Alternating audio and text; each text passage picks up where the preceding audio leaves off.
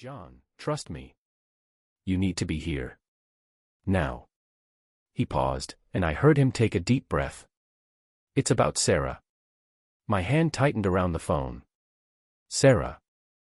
My wife of 12 years. The woman who'd stood by me through the early struggles, who'd believed in me when nobody else did. Or so I thought. Where are you? Pine Grove. You know, that fancy development on the north side. The one with all the mansions. Jack's voice dropped lower. I'm parked across from number 47. Just, get here. I ended the call without another word. The drive to Pine Grove took 20 minutes, but it felt like hours. My mind raced through possibilities, each worse than the last. Sarah had been different lately, distant, always busy with her new projects at the real estate firm. I'd tried to talk to her about it, but she'd brushed off my concerns with practiced ease. When I turned onto Pine Grove's main street, I spotted Jack's black SUV immediately. He was parked under a massive oak tree, partially hidden from view. As I pulled up behind him, my headlights illuminated his face through his rearview mirror. He looked sick. I got out and slid into his passenger seat. What's going on? Instead of answering, Jack pointed across the street. There, parked in the circular driveway of an enormous Georgian-style mansion, was Sarah's white Mercedes. The car I'd bought her last year when her real estate business finally took off.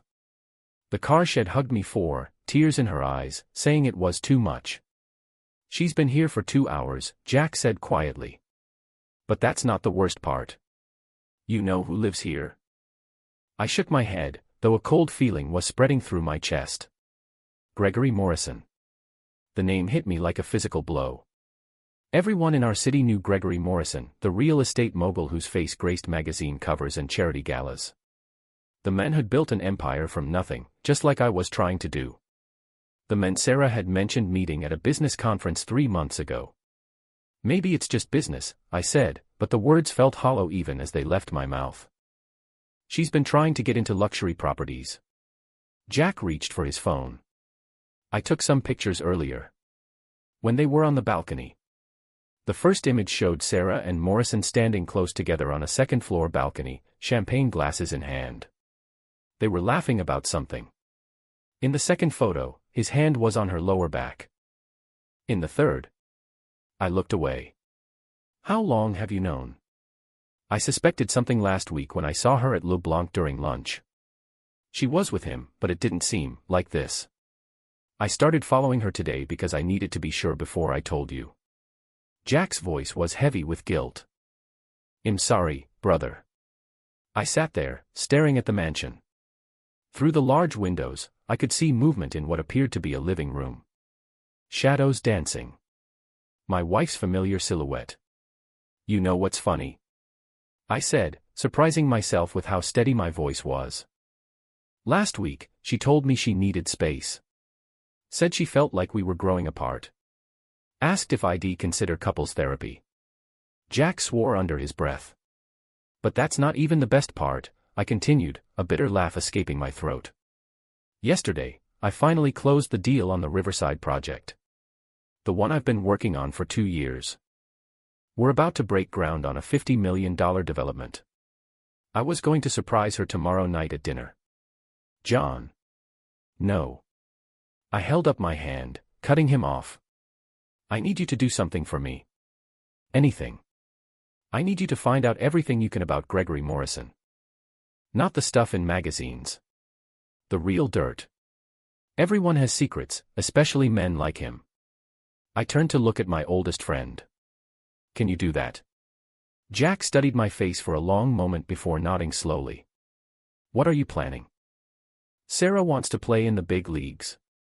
I smiled, but there was no warmth in it. Then let's play. But first, I need to make a few calls. Remember David Chen? Your old college roommate. The one who works for the SEC. That's the one. I pulled out my phone and started scrolling through contacts. Did you know that insider trading investigations can be triggered by anonymous tips? Especially when those tips come with very specific information about very specific deals. John, Jack's voice held a note of warning. Think about what you're doing. Oh, I am thinking. I looked up at the mansion again. Through the window, I could see Sarah clearly now. She was wearing the red dress I'd given her for our anniversary. Morrison's hand was on her shoulder. I'm thinking that Gregory Morrison is about to learn a very expensive lesson about touching things that don't belong to him. I opened my car door, but Jack grabbed my arm. Where are you going? Home. I need to start moving money before she realizes what's happening. And Jack. I paused, looking back at him. I'm going to need a place to stay for a while. Just until I get everything set up. You know you can stay with me. But what about Sarah? I finished for him. Oh, don't worry about her. She's about to get exactly what she wanted, a chance to live in the world of the rich and powerful. I stepped out into the cool night air. She just might not enjoy it as much as she thought she would. As I walked back to my car, I felt something inside me shift and settle. The pain was still there, a burning knot in my chest, but now it had purpose. Direction. Sarah had always said I was too soft, too content with small successes. She'd wanted more money, more status, more everything. Well, now she'd get to see what I could really do when properly motivated. I started my engine and took one last look at the mansion. The lights in the living room had dimmed. I wondered if Sarah had any idea what was coming. Probably not. She'd always underestimated me. That night, I didn't go home. I couldn't bear to see the carefully curated life we'd built together, the photos on the walls, the matching coffee mugs in the kitchen cabinet, the king-size bed where I'd held her countless nights. Instead, I drove to the office, my sanctuary of spreadsheets and blueprints where everything made sense, where numbers didn't lie and contracts meant something. The security guard raised an eyebrow when I walked in at 11 p.m., but he didn't say anything. I'd pulled enough late nights here for it to seem normal. What wasn't normal was the bottle of scotch I pulled from my bottom drawer, a gift from a contractor I'd never opened. My phone buzzed. Sarah. Hey honey, are you still at the office? You're working too hard again. Her voice was perfectly casual, caring even. Not a hint of guilt or hesitation. I wondered how many times she'd called me like this, pretending to be concerned while coming home from Morrison's bed. Yeah, I managed, keeping my voice steady. Big project. Don't wait up. John. She paused, and for a moment I thought I heard something genuine in her voice. We need to talk. About us. About everything. Maybe this weekend. The scotch burned as I took another sip. Sure. This weekend. After hanging up, I pulled up my laptop and started working. Not on blueprints or contracts, but on something far more important. First, I logged into our joint accounts, the ones Sarah thought I never checked because I trusted her with the finances. 2 hours and several phone calls later, I had transferred everything to new accounts at different banks. Legal, but barely. Sarah's name wasn't on my business accounts, thankfully. That had been Jack's suggestion years ago, though I hadn't understood why at the time. Speaking of Jack, my phone lit up with his message, "You're not going to believe what I found. Call me." I did. Jack's voice was tense with excitement. Remember how Morrison made his first fortune? That development deal in 2019. The River Heights project. What about it? Well, I've been making some calls. You know my cousin works at the planning department. Jack paused for effect. The original environmental impact report was completely different from what was submitted to the city council. Someone doctored the numbers, big time. And guess who was on the planning committee back then? I leaned forward. Sarah. Bingo. She wasn't just sleeping with Morrison, John. She was helping him build his empire by pushing through dirty deals. And I bet that wasn't the only time. The pieces started falling into place. Sarah's rapid rise in real estate, her sudden connections with the city's elite, the mysterious consulting fees that appeared in our tax returns. Keep digging, I told Jack. I want everything. What are you going to do? I looked out my office window at the city lights below. Somewhere out there, my wife was probably lying in our bed, thinking she had everything under control. I'm going to give her exactly what she wants, a chance to live in Morrison's world. Then I'm going to take it all away. The next morning, I went home early, before Sarah usually woke up. I needed to maintain normalcy while everything was put in place. As I walked in, the smell of coffee hit me. She was already up. "John." Sarah's smile was bright as ever as she stood in our kitchen, wearing her silk robe. "You're home early." I made breakfast. I looked at her, really looked at her. The woman I'd loved for 12 years, who'd shared my dreams and struggles. Who was now a complete stranger. "Thanks," I said, managing a tired smile. "But I just came to shower and change." "Big meeting today." Her face fell slightly. "Oh. Well, at least take some coffee. You look exhausted." I accepted the cup she offered, watching as she moved around the kitchen. Everything about her was the same, the way she tucked her hair behind her ear, the slight hum as she worked, the graceful efficiency of her movements. Yet now I saw the calculation behind every gesture, the practiced performance of a loving wife. "Actually," I said, setting down the untouched coffee, "there is something we should discuss." Sarah turned, her expression carefully neutral. "Oh. I'm thinking of expanding the business. Moving into luxury developments." I watched her face closely. "In fact, I'm meeting with some potential investors today. You might know one of them, Gregory Morrison." The coffee pot slipped slightly in her hand, just a fraction of an inch, but enough. "Morrison. I think I met him at a conference once. He's quite successful." "Very successful," I agreed. "Though I hear he's having some troubles with the SEC lately. Something about his past developments." Sarah's knuckles whitened around the coffee pot. "The SEC? I hadn't heard anything about that." "No." I stood up, gathering my briefcase. "Well, I'm sure it's nothing. Just rumors. You know how people talk." As I headed upstairs to shower, I caught her reflection in the hallway mirror. She was already reaching for her phone, her face tight with worry. Good. Let her panic. Let her wonder. Let her run to Morrison with warnings about SEC investigations that didn't exist yet. By the time they figured out what was really happening, it would be too late. In our bedroom, I opened the closet and selected my best suit, the one Sarah had always said made me look powerful. As I dressed, I thought about the next phase of the plan. Jack had already arranged the meeting with his cousin at the planning department. By the end of the week, we'd have enough evidence to bury Morrison and everyone who'd helped him, including my beloved wife. But first, I had another stop to make. The private investigator Jack recommended had found something interesting in Morrison's past, something that made my wife's betrayal look almost innocent in comparison.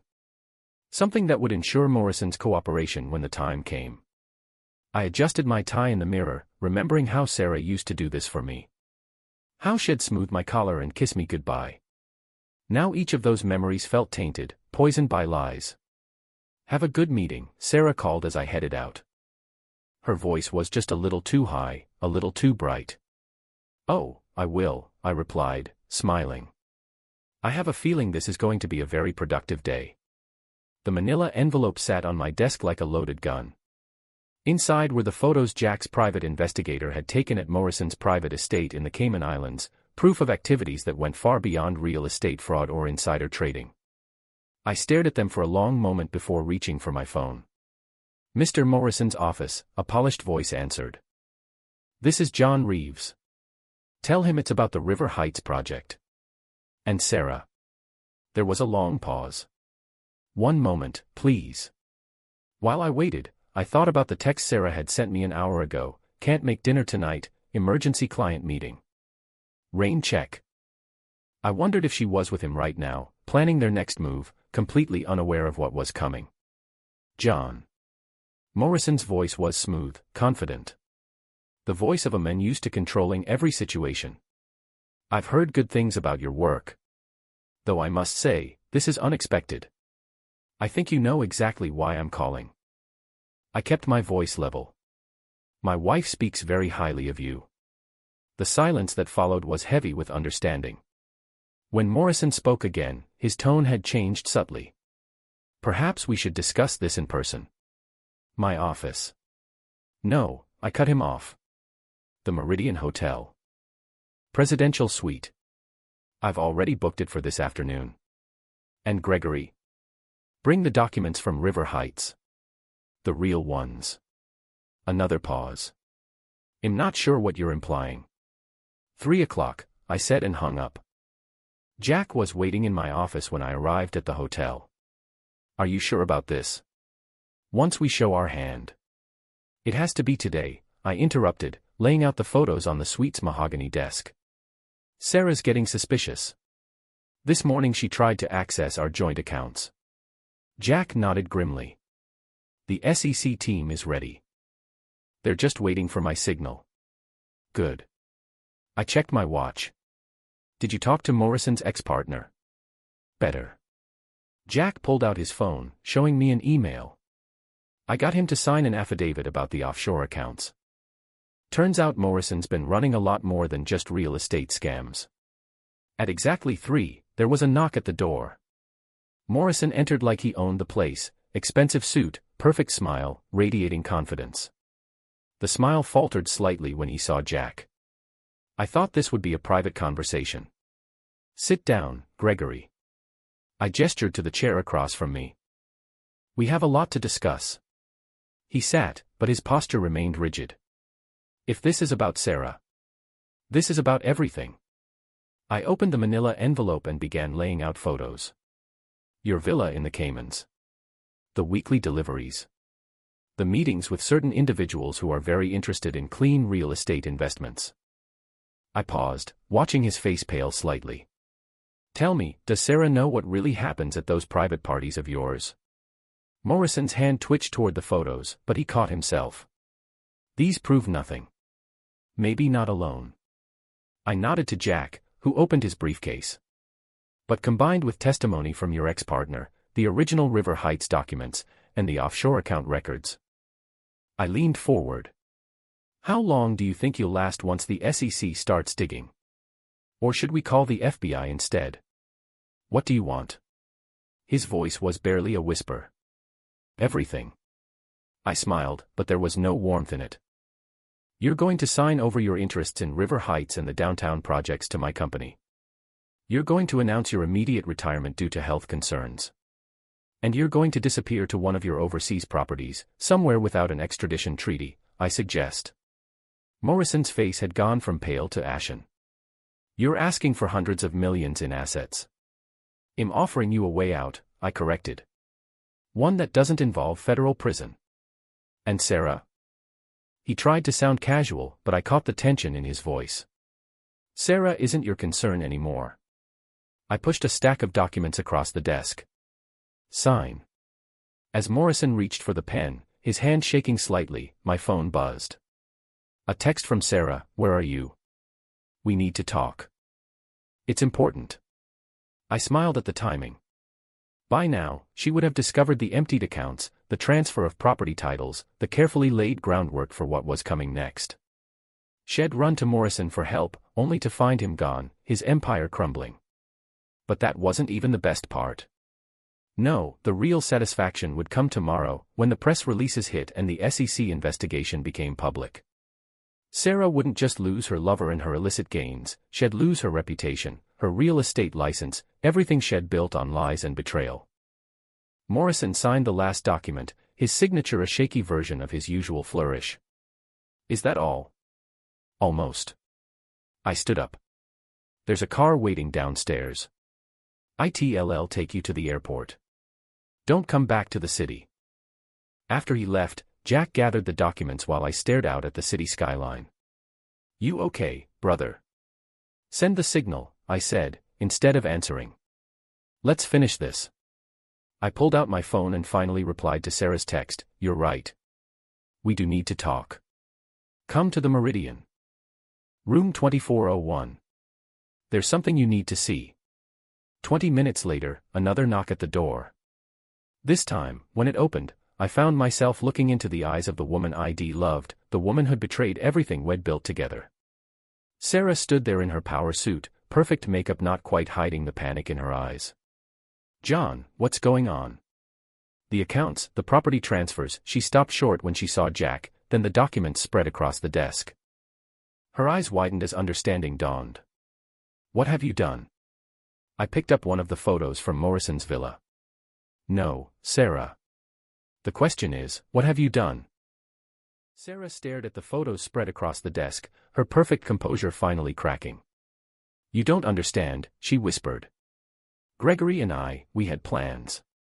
We were going to change everything. Change everything? I laughed, but there was no humor in it. Oh, you've changed everything all right. Take a look. I slid my phone across the desk, showing her the breaking news headline, SEC launches investigation into Morrison developments, CEO steps down. The color drained from her face as she scrolled through the article. This is impossible. He would have told me if, she stopped, realization dawning in her eyes. You planned this. All of it. Just like you planned every lunch meeting, every late night showing, every lie you told me while building your perfect little empire. I kept my voice calm, reasonable. It seemed to unsettle her more than anger would have. How long, Sarah? How long were you helping him fake environmental reports and launder money through offshore accounts? I did it for us.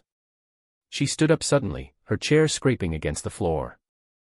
You were always so content with your small projects, your modest goals. I wanted more for us. No. I stepped closer, watching her flinch. You wanted more for yourself. And now you have nothing. Her phone buzzed, probably another panicked client discovering the investigation. She glanced at it, then back at me. They'll never prove anything. I was careful. You mean like you were careful with these? Jack spoke for the first time, sliding a stack of documents across the desk. Original Planning Committee minutes. Altered environmental reports. Emails discussing offshore transfers. All with your name, your signature. Sarah's legs seemed to give out, and she sank back into her chair. How did you get all this? I finished for her. Let's just say Morrison was very cooperative once he understood his options. Right now, he's probably halfway to a country without extradition, leaving you to face the consequences alone. John, please. Her voice cracked. Everything I did, every deal I made, it was to build something bigger than ourselves. You have to believe me. I studied her face, the face I'd woken up to for 12 years, the face I'd trusted completely. I believe you convinced yourself of that. Just like you convinced yourself that sleeping with Morrison was somehow for us too. I'll lose everything, she whispered. My license, my reputation. Yes. I gathered the documents into a neat pile. That's the point. Jack touched my shoulder. SEC team is downstairs. Ready when you are. I nodded, then turned back to Sarah. You have a choice. You can cooperate with the investigation, tell them everything you know about Morrison's operations. Maybe make a deal. Or you can try to fight it, lose everything, and face the consequences alone. Like you're giving me a choice now. Anger finally broke through her shock. After you've destroyed everything I built? No, Sarah. You destroyed it yourself. I just exposed the rot at the foundation. I moved toward the door, then paused. You know what the funny thing is? The Riverside project you never believed in. It's worth more than everything Morrison promised you. And it's completely legitimate. Her laugh was bitter. So this is your revenge? Making me watch you succeed while I lose everything? No. I opened the door, where 2 SEC agents were waiting. My revenge was showing you exactly who you chose over me. As they led her away, I stayed in the room, staring out at the city lights coming on in the dusk.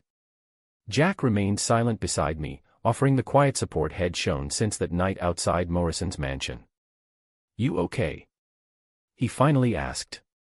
I thought about the moment I'd first met Sarah, how she'd laughed at my ambitious plans for a small construction company. How she'd said she believed in me, even while she was looking for something bigger, better. You know what's strange?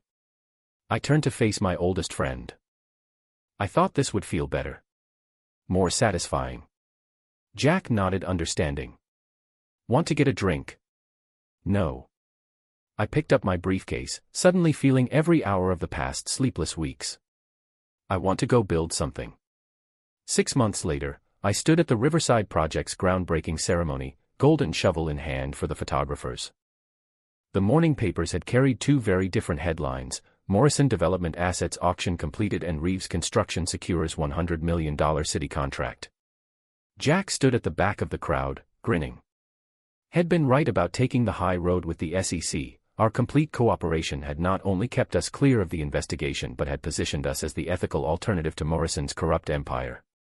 The contracts had flooded in after that.